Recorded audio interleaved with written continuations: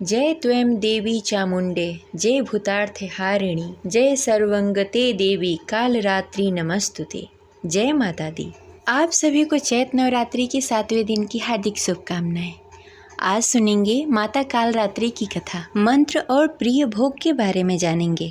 तो प्रेम से बोलिए माता कालरात्रि की जय। इस दिन माता दुर्गा के 7वें स्वरूप माँ कालरात्रि की पूजा की जाती है।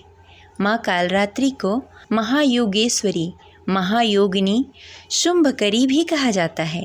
माँ कालरात्रि का शरीर काला है। उनके नाम से ही जाहिर है कि उनका रूप भयंकर है। माँ के बाल लंबे और बिखरे हुए हैं और गले में विद्युत की तरह चमकने वाली माला है। अंधकार में स्थितियों का विकार करने वाली शक्ति हैं। कालरात्रि काल से भी रक्षा करने वाली यह शक्ति हैं। इन देवी के 3 नेत्र हैं। ये तीनों नेत्र ब्रह्मांड के समान गोल हैं। इनकी सांसों से अग्नि निकलती रहती है। ये गर्दभ अर्थात गधे की सवारी करती हैं। इनके 4 हाथ हैं।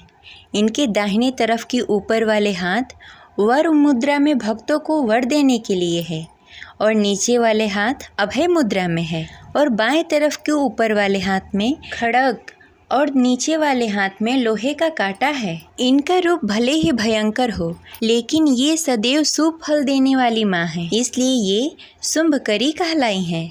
अर्थात इनसे भक्तों को किसी भी प्रकार से भयभीत या आतंकित होने की कतई आवश्यकता नहीं है। उनके साक्षात्कार से भक्त पुण्य का भागी बनता है।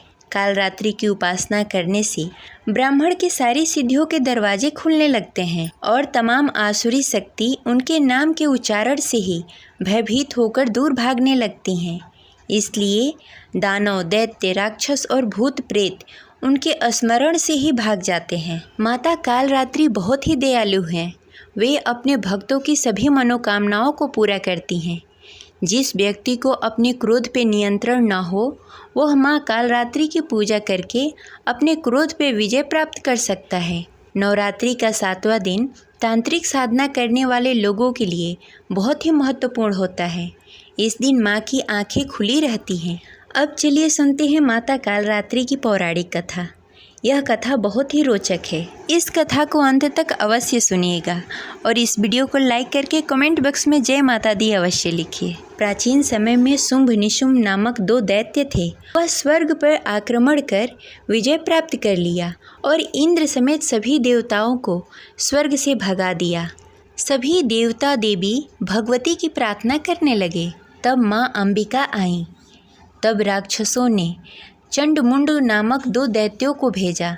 तब अंबिका देवी ने माँ काली का निर्माण किया। तब काली माँ ने चंड और मुंड का संहार किया और तब से माता चंडिका के नाम से प्रसिद्ध हुई। फिर शुंभ और निशुंभ ने रक्त बीज को भेजा। रक्त बीज एक बड़ा ही पराक्रमी राक्षस था, जिसे ब्रह्मा जी से वरदान प्राप्त था कि जैसे ही उसकी रक्त की बूंद धरती पर गिरेगी, वह बूंद एक बीज के रूप में काम करेगी, जिससे रक्त बीज जैसा दानव पैदा हो जाएगा। युद्ध क्षेत्र में रक्त बीज का रक्त गिरते ही दूसरा रक्त बीज प्रकट हो जाता था। यह देखकर देवताओं का भय और भी बढ़ गया।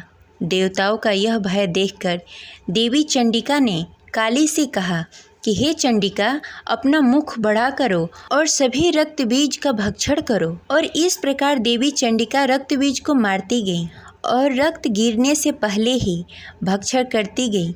इस प्रकार रक्त बीज का संहार किया।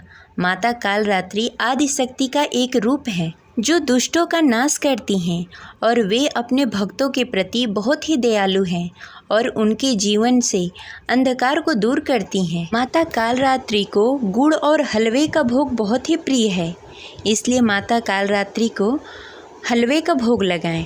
माता कालरात्रि की आराधना करने का मंत्र ओम जयंती मंगलाकारी भद्रकाली कपालिनी दुर्गा क्षमा शिवा धात्री स्वाहा स्वधा नमस्तुते।